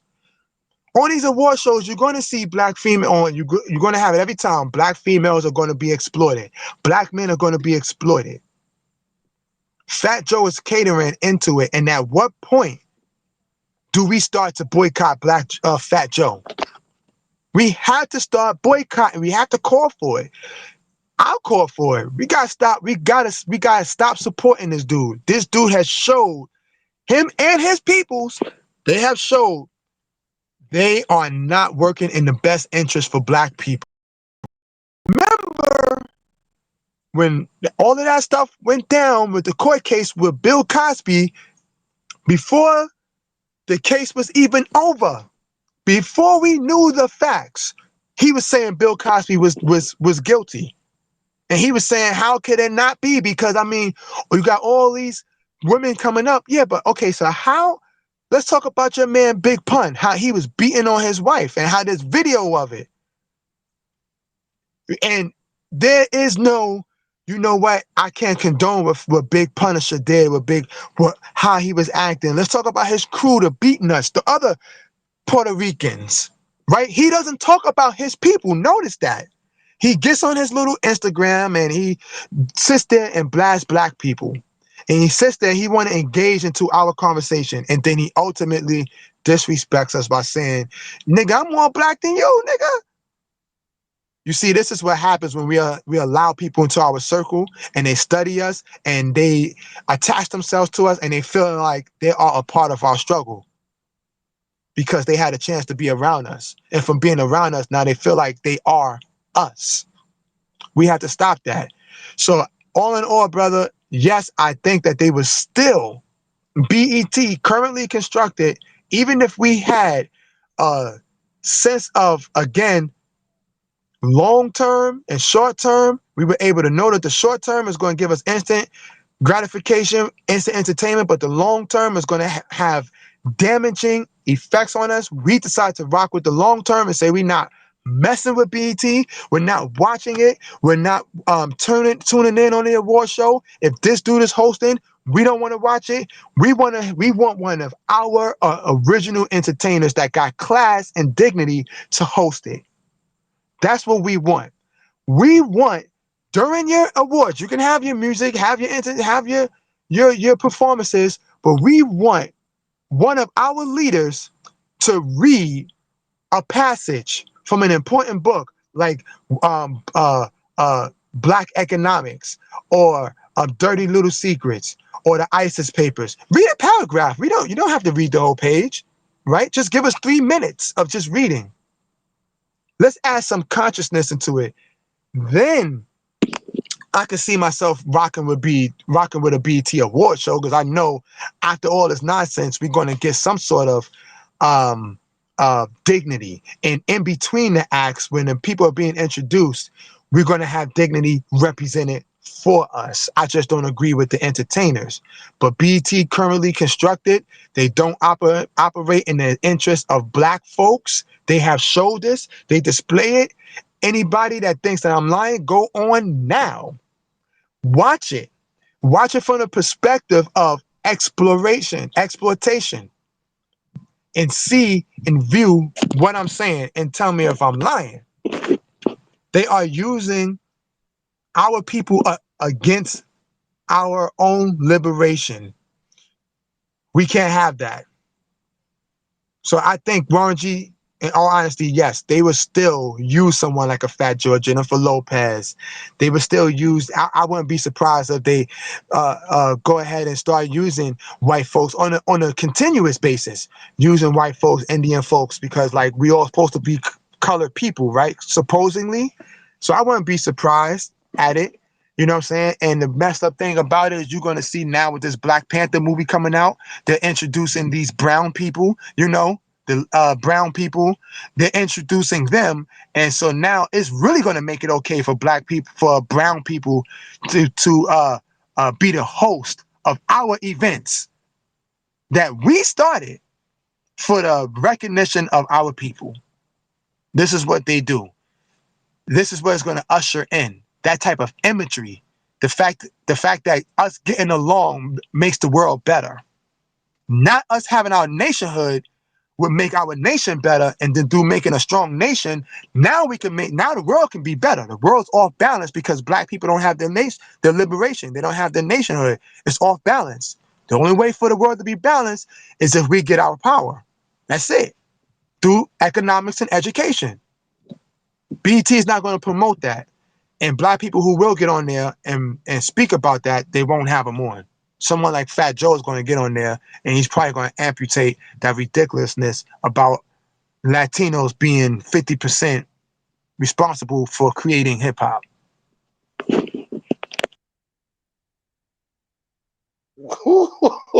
And I like that answer because I hate to agree with that one, but I the reason why I answer that question is because we have to, I think, understand what is going on with BET. BET is owned by Viacom, so is MTV. That's the Redstones, a white Jewish family. So they're going to prostitute whoever they can to make the money that they want to make. Hence is why they had Nick Cannon walk back all his statements that he's made. Nick Cannon ain't even had Cannon's class since then, really, because of that. And I do believe that you are correct that BET would probably still do that. I think they wouldn't do that if Bob Johnson owned it. I think Bob Johnson did a great job of keeping the integrity of BET being black. All black programming. It was really, really good. But when you sell it to the highest bidder, it's going to be watered down. And I think we have to understand that and wake up too. Why do you think I always use the Matrix? I think a lot of people are in the Matrix. I think a lot of people, there are more ciphers in this world than there are anyone else. Because what did Cypher say? If you watch the movie, he was like, I want to be rich. I don't want to feel anything. I don't care. I know this steak isn't real, but my mind is telling me it's real and it's good. So I'm just going to go with it. And I think a lot of people, they just want to go to sleep. They don't really care about waking up. And I'm not talking about waking up to the fact of you need to know the law. You need to, it's a lot to learn every day, but the thing is, if you're not learning who you are and learning your history and learning, you're going to be constantly questioning everything. Just think about it like this. When you go on your corporate plantation, you don't see no native black folk in charge. All you got to do is go read this book by Dr. Dennis Kimbrough. It's called The Wealth Choice. And in that book, it talks about a lot of black people who were very, very intelligent, very smart, and worked their way up the food chain to be CEO in this, and they got treated really poorly. And they had to go create their own stuff. because this infrastructure and this system is their system. That's why I always challenge people. Have you watched The Matrix? Oh, nah, you need to go watch it. And after I have them watch it, I say, you know, that was written by a black woman, right? And then that's when people are like, dang, I didn't know. That's why it was so deep. Because we just assume that white people are that deep. But no, that's white people get their knowledge from us. they that's why if you ask a question about movies like The Matrix, people just feel like, it's dumb, it's too philosophical. But if you really listen to it and really watch it, like in the second one, Matrix Reloaded, and I always talk about this because it relates to us. When Neo needed to go see the Keymaker, he needed to see the Keymaker because the Keymaker could open up all these keys because he's trying to get to the source to get these answers. The source is the architect of the Matrix, but he needs the Keymaker. Well, the Keymaker is being held by the Merovingian.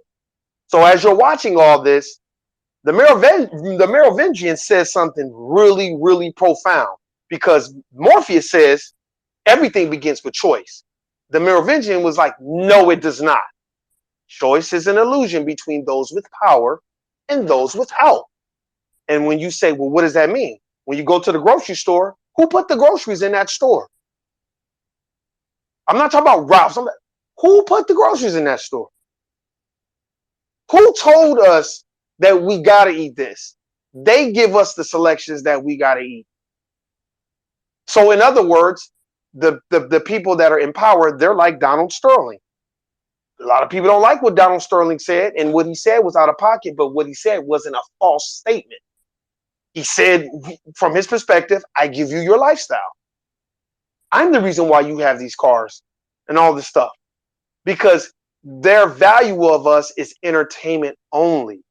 That's why when you watch The Matrix and you learn like, oh, well, we're just a battery. They're just siphoning the energy off of us. They don't really care about us. And we complain so much because in The Matrix, if you watch The Matrix, the architect of The Matrix, he straight said it because he was using religious terms too. When he was like, you think you're the one, Neo? You're the sixth one. Kind of like the Jesus story. How everybody only want to relate to Jesus Christ as Cesare Borgia. But really, that story, as Brother David has taught us, has been told how many times? And where did they get this story from? Oh, from an ancient African religious belief system. Oh, okay. So we have to understand that. I don't think we really want to understand that stuff. I don't think we want to wake up, David, man. And I see it on Instagram. We only want to go follow people that got a lot of followers. We only want to support people's YouTube page if they got thousands of followers. And if they don't, you don't really even bother to patronize the page and just listen to what they're saying. We want to have internet beefs. My question is to anybody that's listening. How you go find me one white dominant society Jewish person beefing with another white dominant society Jewish person. Find me the beef, find what they're saying, and I want to see if they're telling intricate details about their community. Because we get a kick out of telling everybody the intricate details about our community. But the white Jewish community, they don't tell you shit. You're never going to learn that. Only thing you're going to see them doing is walking with their black suits and their top hats and their long beards. But they're not going to tell you anything. They're not going to tell you the infrastructure of what goes on. And another question I'll pose is, you pay your tithes to a preacher. Why don't you pay tithes to your community? Because in the white Jewish community, they pay tithes to the community. So everybody benefits. And that's what disturbed me when I watched my brother David draw that paint. You should have had 30,000 views. You should have so many people trying to purchase that shit. It should have been ridiculous. But I bet you if you would have had the owner of Gucci or Louis Vuitton or somebody co-sign it, now everybody gonna want to do it. And I'm tired of seeing it. It's ridiculous. We gotta wake up. I feel like we still don't have, a lot of us don't have intrinsic value in ourselves. And all we want to do is be a peacock and show our feathers, but nobody wants to put in the groundwork. And I'm not just on my soapbox, I'm telling what I've experienced. And that's why I always give a lot of props and credit to this brother David. And don't compromise, because he's doing good work within our community. And he is exactly what we need in the future. And he doesn't even know that he's ahead of his time. I know because I think that's one of the gifts that the ancestors have blessed me with. I can see that type of shit.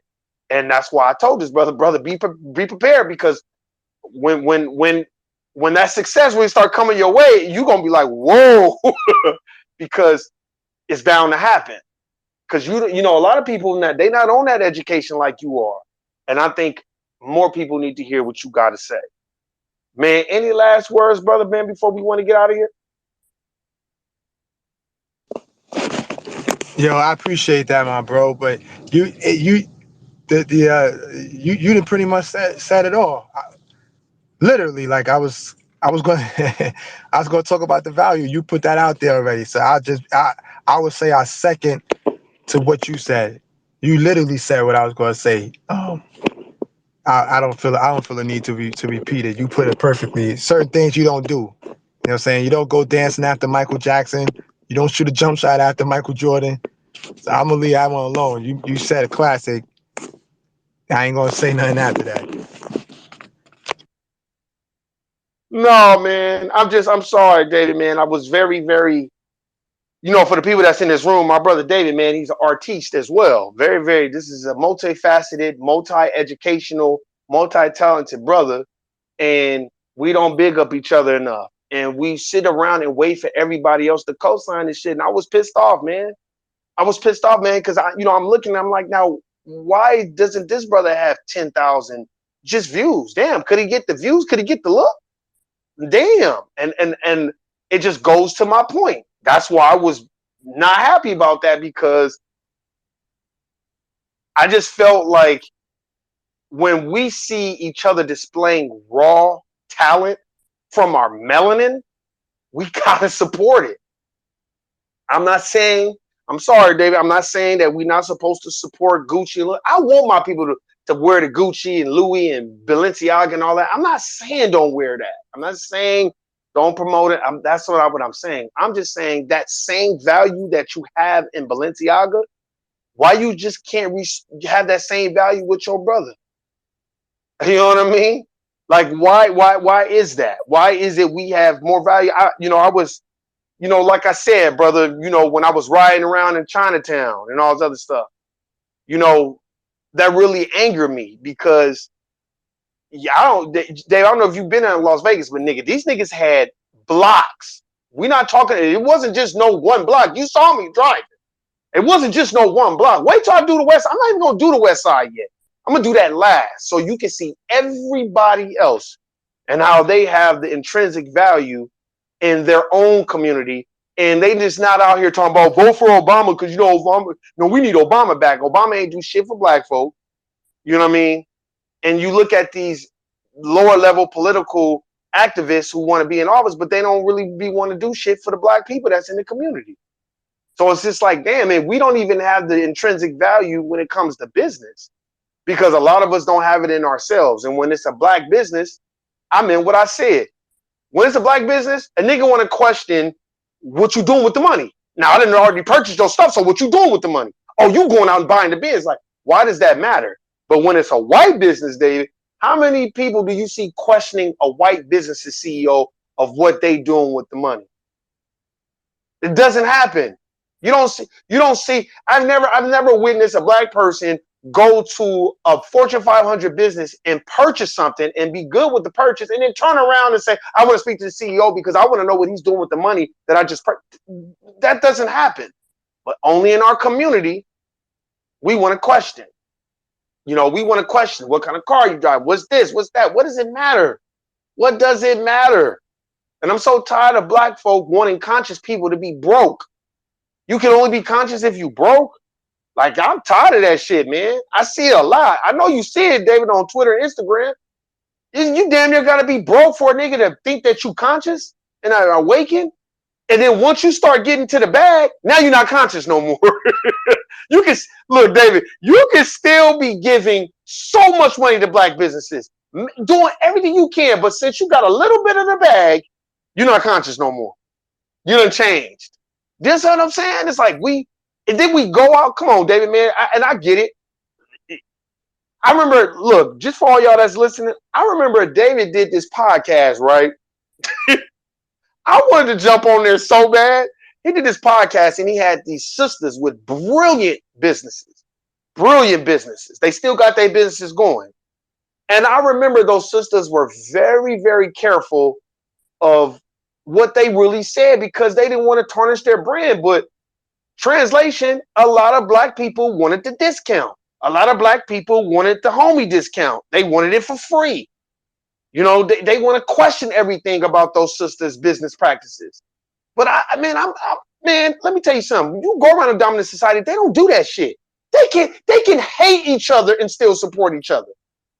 People don't even know that Bill Gates gave Steve Jobs 120 million to reboot Apple.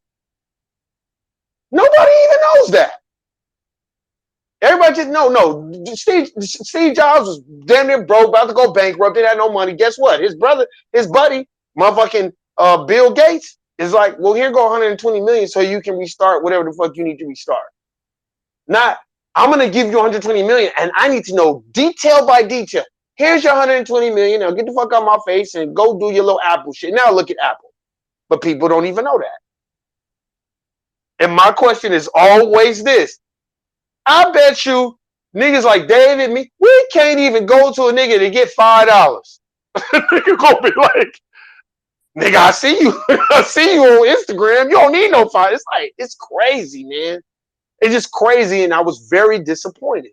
So I'm just getting it off my chest. I was very disappointed because I felt like more people should have been cash mobbing you. Not cash apping, cash mobbing. Like, all right, boom. Okay, I see this dude Warren Ball one. Okay, shit, let me get one, man. What is going for? Ooh, it should have been so crazy, David, that you should have called me and been like, Warren, this shit is out of control right now, bro. But that's a good thing. It's like, damn, man. And it's sad, man, because we all we got.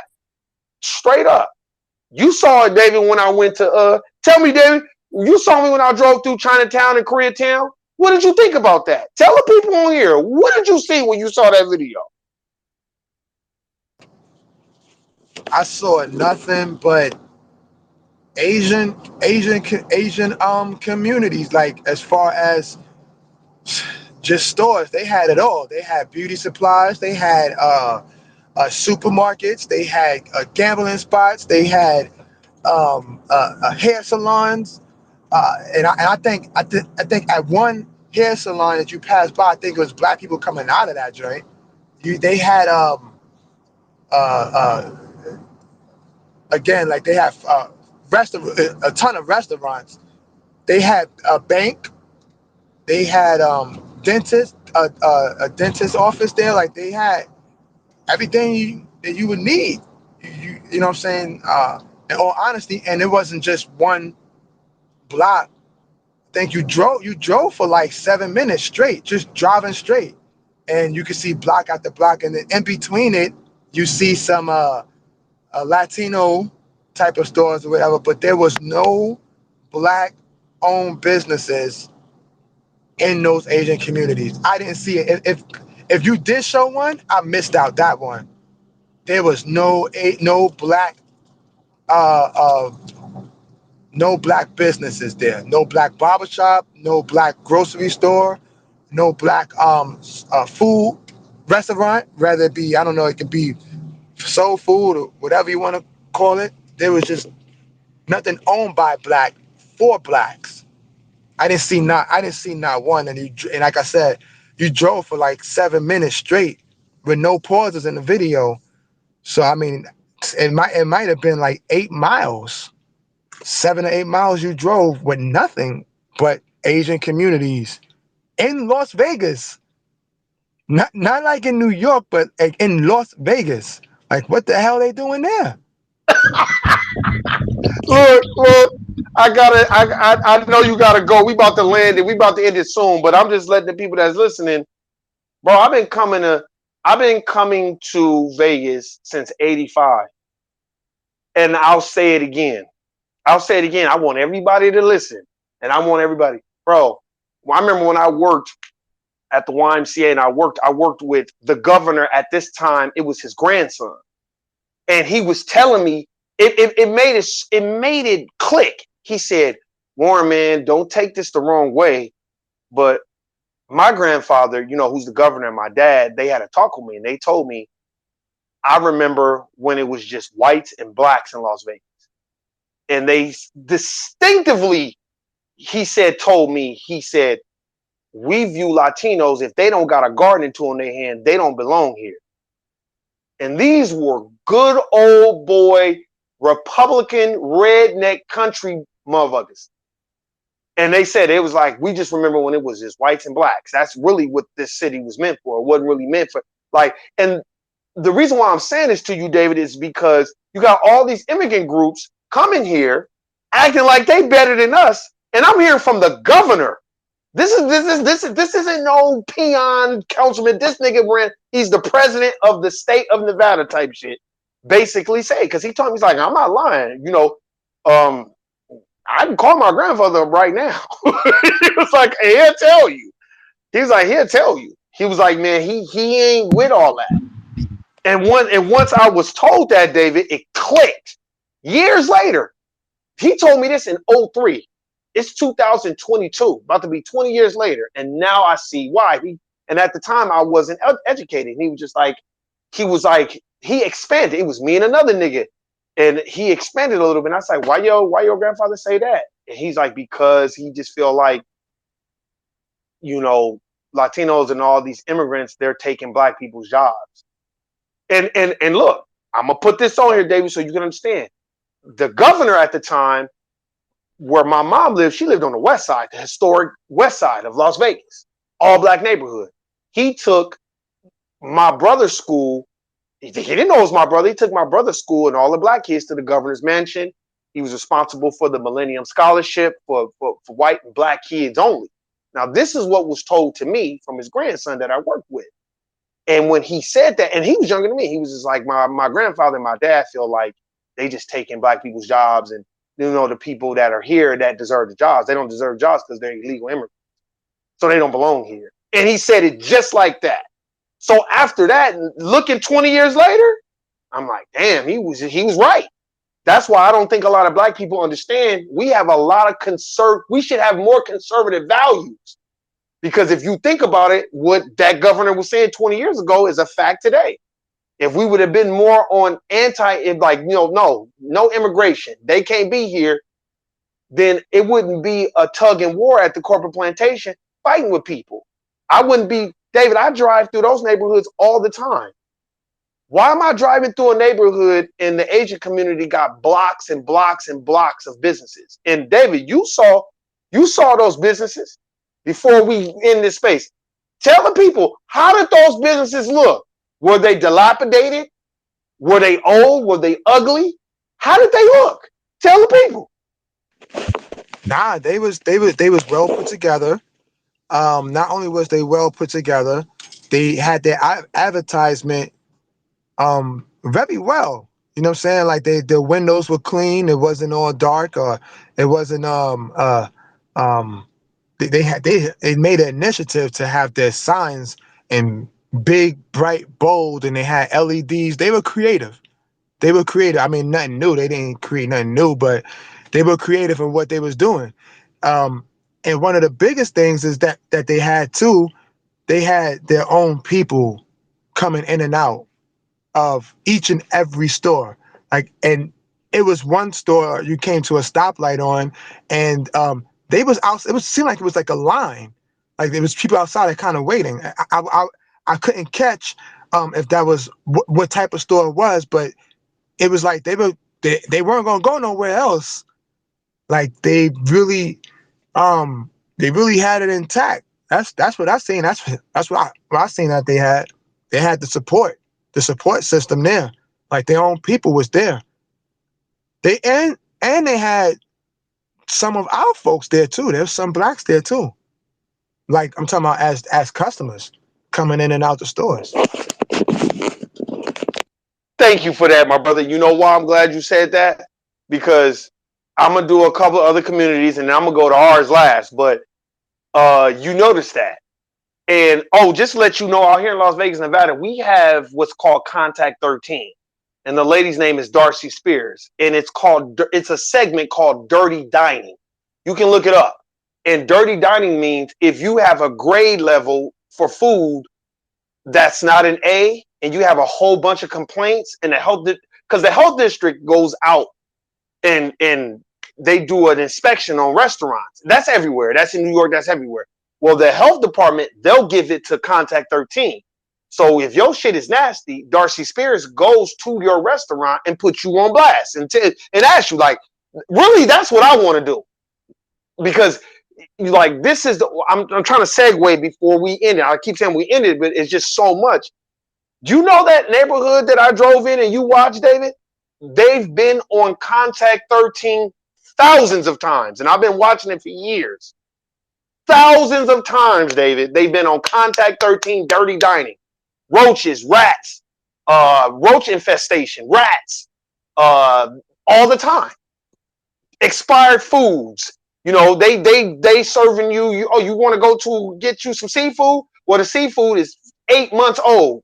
Oh, you want you some shrimp fried rice? The rice is a year old. Oh, you want some milk with it? Or you want some? Oh, you need some cheese? Okay, well, the milk is 90 days old. This is what they do, but guess what? They still have the support. This is what people don't know about Las Vegas. They're going to put you on blast if your business is not that great. But they still support it. And there's one you always hear me talk about. It's called Annie's Kitchen. The next time I go, I'm going to record it, but I want to do it last. Annie's Kitchen, David.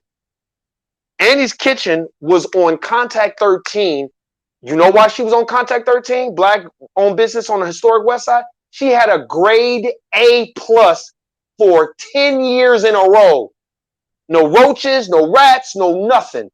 They had to go out there and interview this lady and say, how are you, maintaining your store, your business 10 years in a row where you haven't had below a grade A? She was like, because I clean up. That's why.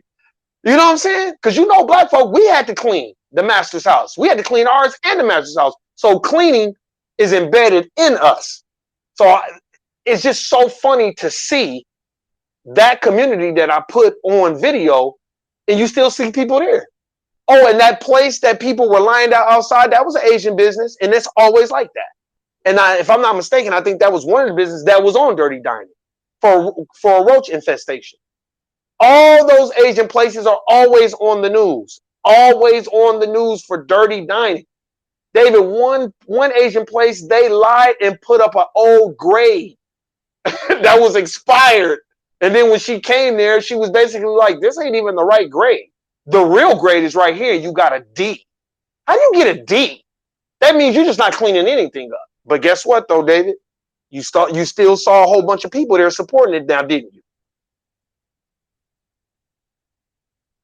So I think, man, we just need to support it our own. And I'm not saying that we need to do better, because we are doing better. I just think that we got to restore that value in us. I'm going to keep talking about it. If I'm worried about what kind of car nigga driving, just worry about supporting his business. If you don't like the business practice, go find another black business. But recycle the black dollar. We get paid. Everybody get paid on Friday or Thursday, depending on what bank you have. I'm not saying take your whole check and support a black business, but damn, you can't go spend $50 on a black business, $20 on a black business. I used to tell my mom this all the time. Mama, you want to do X, Y, and Z, you always talking about you ain't got no money. Yeah, Warren, because shit, I'm broke. We broke. But mama, you stay having beer and cigarettes. How do you afford beer and cigarettes, but you ain't got no money to support businesses? And she would be like, oh, shut up, nigga. But I'm just saying, we have that mentality. Like, we just don't want to support it. We have the money. I see a lot of black people out looking fresh in Balenciaga and Gucci and Louis and all that. It's just when it comes to our own, we just don't have no value in it. And I think that's what we need to do. My brother, man, I appreciate you. Appreciate you doing this. I know you're going to be busy. You got stuff you got to do. Please go support this brother. Hey, brother, promote your stuff, man, before you get out of here. Yes, indeed. It's indeed, man. So you can catch me, no compromise media on YouTube. You can check that out. Type in no compromise media. You can also type it in TikTok. I've been banned a lot of times in TikTok, but I don't care. No compromise media. No compromise media. And also, man, I'm selling these paintings for $250 a piece, man. You go check it out. I'm on Instagram. Um, you could type in No Compromise Media, or you can just type in, much easier way to find me is at Doffity underscore Corley. So that's at Doffity, Dafidi underscore Corley. And you'll see, when you go in there, you'll see the recent painting that my boy Warren G is talking about, that he actually purchased. He support every black business I told him about. He supported like ASAP. Like he be on it. He support. So I encourage y'all to go on there and check it out, man. And just drop me, a comment. See what do you think and stuff like that, man. Um, so yeah, that's where it stands, man. No Compromise Media, and on Instagram it's Doffity underscore Corley.